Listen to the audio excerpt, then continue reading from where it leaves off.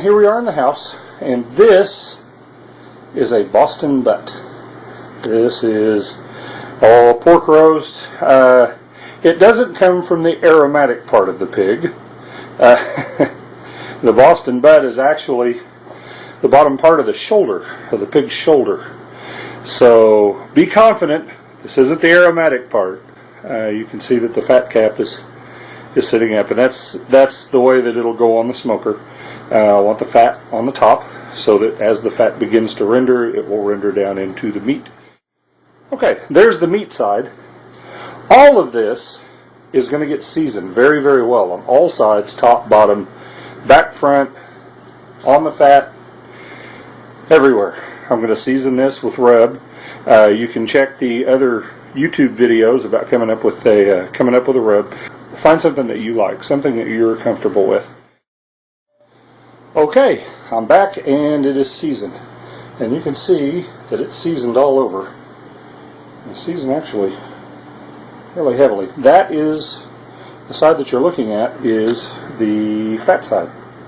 So you can see that the fat side now has so much rub on it, it looks like the meat side. Folks, this is all the prep that I do on pork butt. Okay, I've got the cooker almost up to temperature. Just wanted to give you a look inside a backwoods smoker.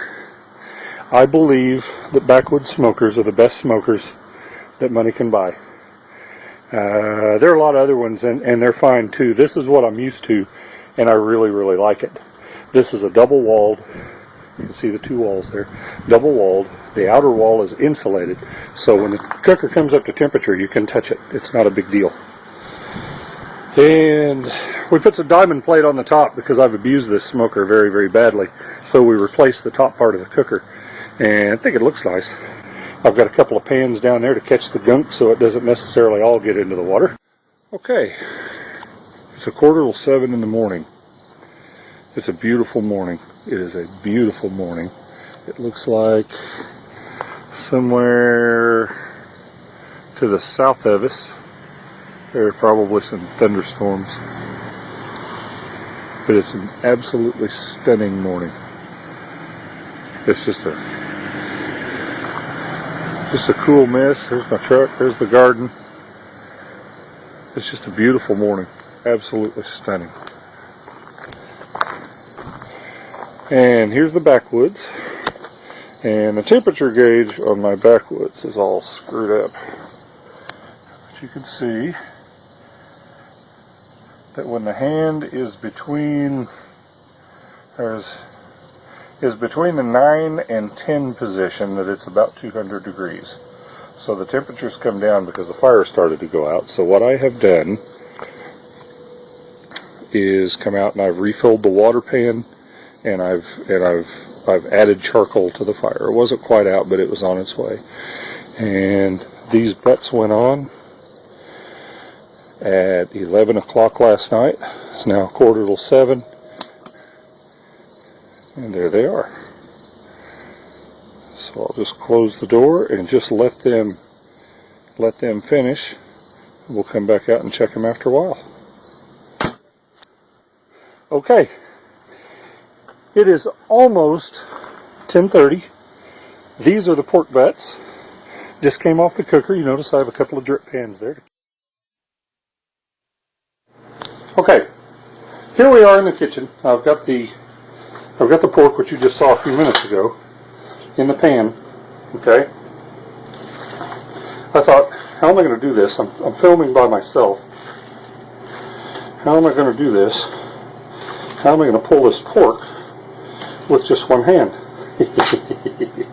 Well, this is how. I wish you guys could smell this.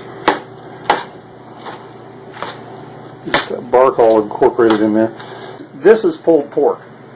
This is a supreme sandwich. This is absolutely the best sandwich. The flavor. I wish you guys could smell this. This is barbecue at its finest. This is what pulled pork is supposed to be. Okay. Here's the other. Let me see if I can get to that money mess. See how easily that pulls when I just take the tongs, even with just one hand. And you can see See how easy that pulls? I know what this must be doing to you guys. all the stores within earshot are going to have like a run on pork butt now. Okay, see how easily that just falls apart. It just falls apart, and yet it's distinctly meat. It's not just meat mush. There's still distinct, identifiable pieces of pork, and it's wonderful. As I get down right there, okay, let me pull the rest of this and get this out of the way. Now this guy right here, that's under the bone, and you can see that that's actually a little tougher. It's great. It's great. It's very, very lean, but you can see it doesn't pull quite as well. So what I try to do is attack it from the end of the grain of the meat, and it just comes right apart. See there? See, no worries. Okay, my preparation for the pulled pork still doesn't require any sauce. Okay, I never put sauce in my pulled pork. If you smoke meat properly, there's no need for sauce. It's only an extra flavor. It's an extra layer that you can add. What I do is I hit it with rub. Here's some rub that I've already had made up. I do this every time I make barbecue, and it's not real heavy. It's not a real heavy coat. The spices are kind of dark in appearance, so it makes it look like it's a real heavy coat. But it just adds a little bit of flavor. It adds a little bit of flavor enhancement. And then I just mix it in. No big deal. Just mix that right in.